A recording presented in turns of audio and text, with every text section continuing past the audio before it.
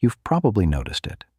That feeling of being somehow older than your age suggests not worn out, not burned out, just further along than everyone around you seems to be.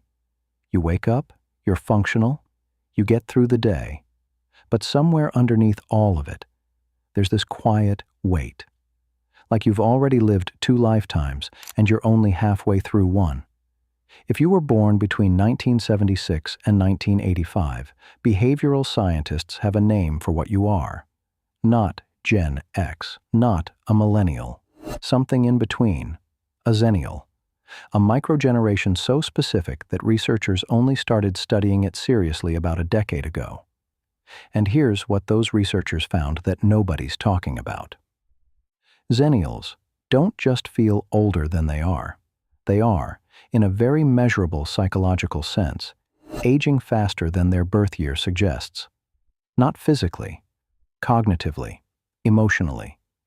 The kind of aging that happens when your nervous system has been quietly running 2 operating systems at once for 20 years, and nobody ever told you that was the reason you're exhausted. Society looks at you and sees someone who should be in their prime. Established career, stable relationships, enough life experience to know better, not enough gray hair to be taken seriously as old. But you know something feels off. You feel the weight of decades that other people your age don't seem to carry. You remember things that feel ancient, not just nostalgically, but structurally different from the world you live in now. And the gap between those 2 worlds lives inside you, not in a museum. Today, we're going to look at exactly why that happens. What behavioral science actually says about the Xennial experience, and why that feeling of being 20 years older than you are isn't a flaw in your wiring. It's evidence of something far more interesting. Stay with me. To understand why Xennials carry this weight, you need to understand something about how the human brain actually develops. Neuroscientists have identified a window, roughly between the ages of 12 and 25, where the brain is at its most plastic, most malleable. This is when your nervous system is essentially deciding what normal looks like, what the world feels like, what to expect from other people, from technology, from life itself. Psychologists call this the formative window. And whatever environment you occupy during those years doesn't just shape your preferences. It hardwires your baseline expectations of reality. Here's where it gets interesting for Xennials.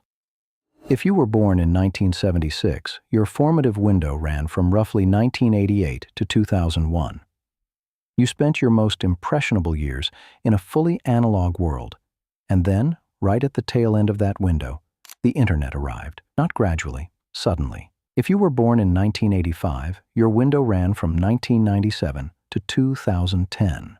You caught the digital shift earlier, but you still had a childhood built on landlines, physical maps, and the kind of boredom that forces you to think. Either way, your brain did something no generation before or after you had to do. It built its foundational wiring in one world, and then was asked to operate in a completely different one, while that wiring was still being laid. Behavioral scientists describe this as dual environment cognitive load. Your brain isn't running one operating system. It's running 2 simultaneously every single day, and that has a cost, not a flaw, a cost. The distinction matters, and we're going to come back to it. But first, let's look at the specific reasons this makes Xennials feel decades older than they are. Because it's not just one thing. It's a pattern. And once you see it, you can't unsee it. Here's the first reason you feel older than you are. You are one of the last generations who owns memories that can never be verified. Your teenage embarrassments, your early heartbreaks, your awkward phases. They exist only in the stories people tell and the imperfect way human memory works.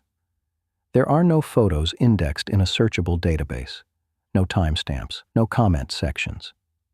Psychologists who study autobiographical memory describe this as a genuine psychological advantage, but also a source of quiet grief. Because your brain was allowed to do what brains are actually designed to do: edit, soften, let things fade. Research shows that human memory is not a recording, it's a reconstruction. We keep what matters and release what doesn't. Xennials had that. And then, almost overnight, they didn't. You now live in a world where everything is permanent, where a single moment can be documented, shared, and stored forever.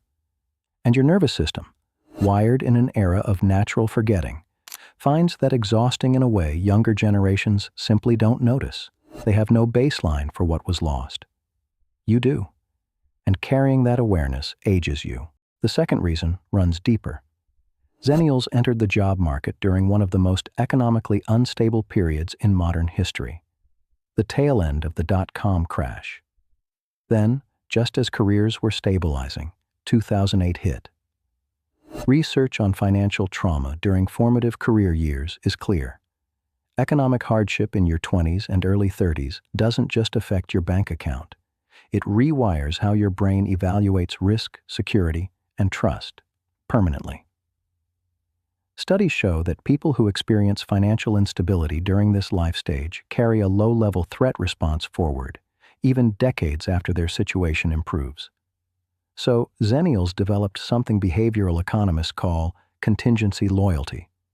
You work hard, genuinely hard, but you never fully believe it will be enough. You build stability, but part of you is always quietly preparing for it to collapse. Not from pessimism, from pattern recognition.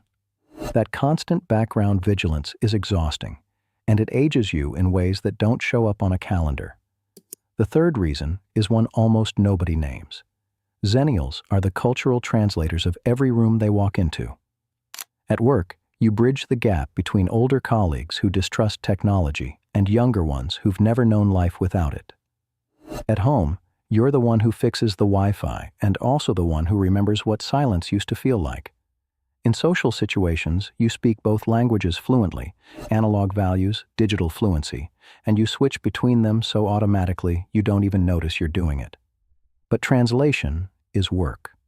Invisible, constant, unacknowledged work. Psychologists studying code switching, the cognitive effort of moving between different cultural or behavioral frameworks, have found that it carries a measurable mental load. It increases cognitive fatigue.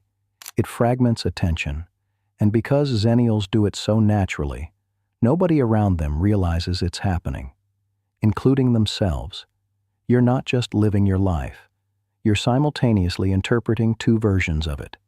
And that dual processing, running quietly in the background every single day, is a significant part of why you feel 20 years older than you are. But here's what all of this points to. The reason you feel older isn't that something went wrong. It's that you absorbed more than one era of what it means to be human during the exact years when your brain was most vulnerable to being shaped by it. That's not a personal burden. It's the defining signature of your generation. You didn't just witness a transition in history, you became it. In a world that moves faster every year, where younger generations have never known stillness and older ones have stopped trying to keep up, you are the only ones who understand both. What was lost, what was gained, what the cost of progress feels like from the inside. That feeling of being 20 years older than you are? It's not premature aging. It's the weight of perspective. And perspective, however heavy, is one of the rarest things a person can carry. You're not behind. You've traveled further than most people realize.